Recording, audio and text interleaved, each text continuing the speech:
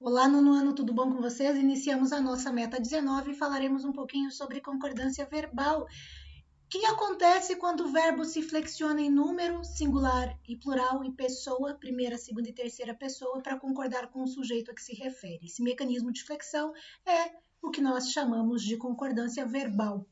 Observe o exemplo. Tua boca me diz sim. O verbo diz está na terceira pessoa do singular porque está concordando com boca, que está na terceira pessoa do singular.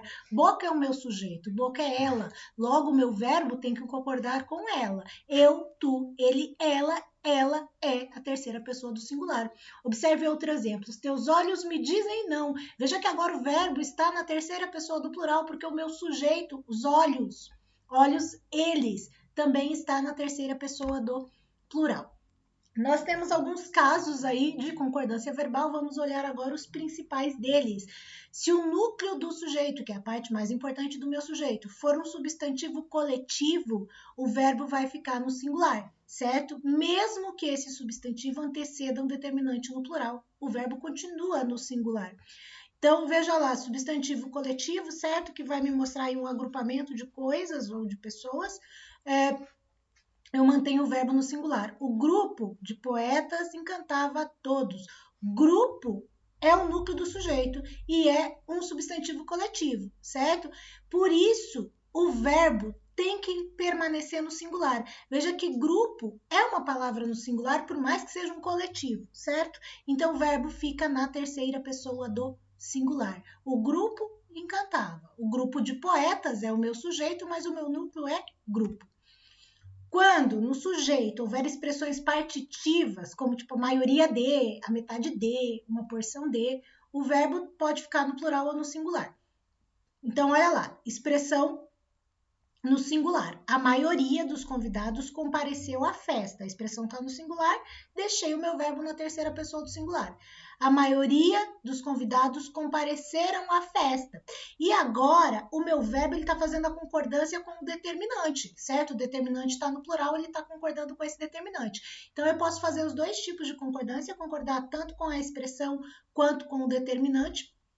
Fica aí a critério de quem está escrevendo. Se o sujeito for formado por expressões de quantidade aproximada, tais como cerca de, perto de, mais de ou menos de, determinadas por um número que esteja no plural, o verbo fica no plural. Então, cerca de 10 crianças faltaram à aula. Então, o número está no plural, o número 10, certo? Logo, o verbo vai para a terceira pessoa do plural. Cerca de 10 crianças faltaram à aula. Agora, quando o sujeito for formado por um substantivo próprio no plural, determinado por um artigo, o verbo vai para o plural. Agora, sem o artigo, o verbo fica no singular, certo? Então, substantivo próprio com artigo, verbo no plural. Substantivo próprio sem artigo, verbo no singular. As Minas Gerais ficam na região sudeste. Então, veja, Minas Gerais é um substantivo próprio com artigo no plural, certo? O artigo está no plural, meu verbo vai para a terceira pessoa do plural. Agora, se eu retiro o artigo, se eu falo somente Minas Gerais fica na região sudeste, e aí, como é um substantivo próprio, mesmo ele estando no plural, o meu verbo fica no singular. Então, veja a diferença. Aqui o verbo está estabelecendo a relação com o artigo, por isso o verbo está no plural. Sem o artigo, o meu verbo permanece no singular. Caso o sujeito ele seja formado por um pronome interrogativo, quais, quantos, quantas, ou um pronome indefinido, algo, alguém, algum, pouco, poucos, muito, muitos, quaisquer, vários. Então, se o sujeito for formado por um pronome interrogativo ou indefinido no plural, seguido de vós ou nós, o verbo pode concordar com o pronome interrogativo ou com o pronome indefinido na terceira pessoa do plural ou com o pronome pessoal. Então, olha lá. Quais de nós já fizeram a inscrição?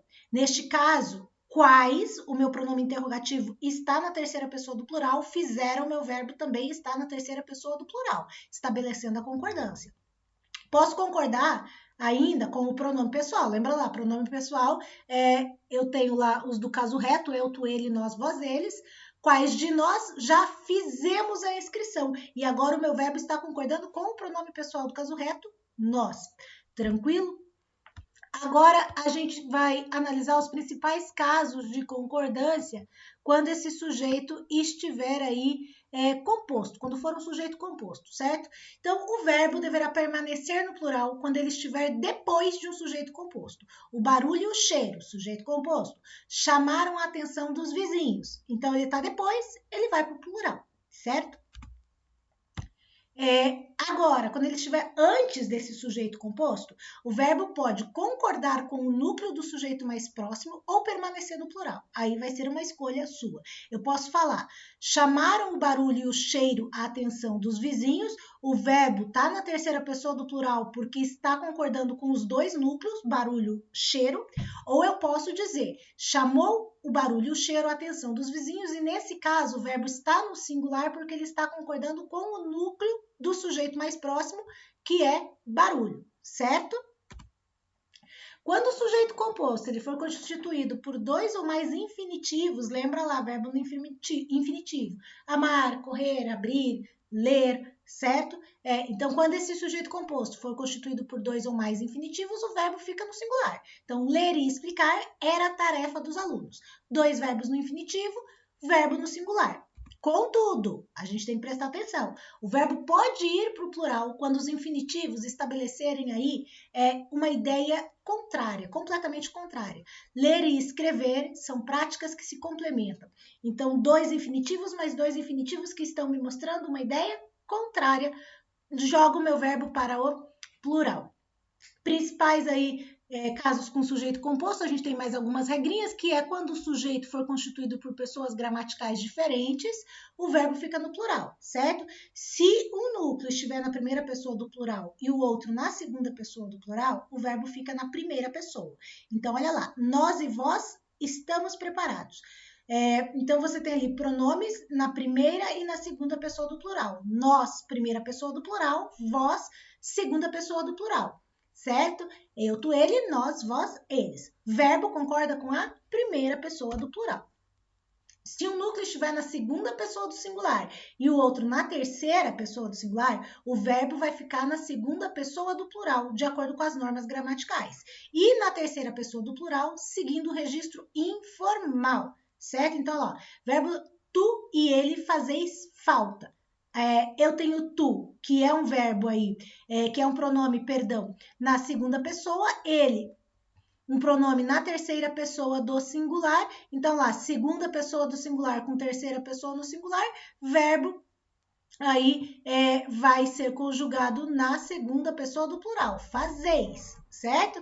Agora, verbo na terceira pessoa do plural vai acontecer quando? Quando o pronome estiver na segunda e na terceira do singular. Então, tu, segunda pessoa do singular, ele, terceira pessoa do singular. Então, tu e ele fazem falta, mas isso é um registro informal. No registro formal, eu tenho que dizer tu e ele fazeis falta. Essa é a parte 1 da nossa meta 19.